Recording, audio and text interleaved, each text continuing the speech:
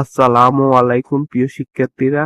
আজকে আমরা দেখব পরীক্ষার আগে কিভাবে রচনা লেখলে রচনাতে 20-এর মধ্যে 15 থেকে 16 নাম্বার কিভাবে পাবা, ওই টেকনিকটি দেখাবো। আমি কোনো রচনার সাজেশন দিব না, কিভাবে রচনাটি মানসম্মত ভাবে লেখা যায়।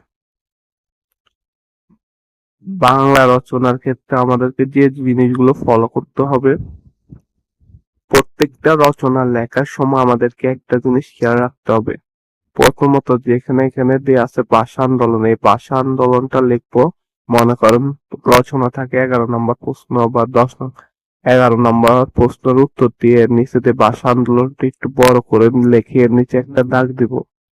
এরপর আমরা এরকম একটা বক্স করে নিব, বক্সের উপরে এখানে সংকেত লিখবো। এবার আপনারা সুন্দর করে সাজিয়ে এক থেকে শুরু করে যতগুলো অপশন দিবেন এগুলো সুন্দর করে আগে বক্সে সাজিয়ে লিখবেন, আমি যেভাবে দেখে দিতেছি।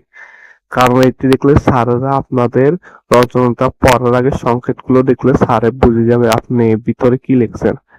এরপর আপনারা ভূমিকা দিয়ে লেখা শুরু করতে পারেন। এখন ভূমিকা দিয়ে লেখার সময় লেখাগুলো একটু সুন্দর করে লিখবেন এবং এরকম মাঝে মধ্যে কবিতার কথা বা সংজ্ঞা দিবেন রচনার মধ্যে, তাহলে রচনাটি আরো প্রফেশনাল ভাবে লাগবে। আর শুদ্ধ বাংলা ভাষায় লিখবেন, কাটাছিড়া করবেন না। আর রচনাগুলো যখন একটা জিনিস শেষ হবে, মানে একটা প্যারা শেষ হবে, এখানে দেখেন 2 নম্বর আন্দোলনের পটভূমি। হ্যাঁ, এখানে এই জায়গাটার মধ্যে গ্যাপ রাখবেন অবশ্যই, তাহলে রচনাতে আরো দেখতে প্রফেশনাল লাগবে।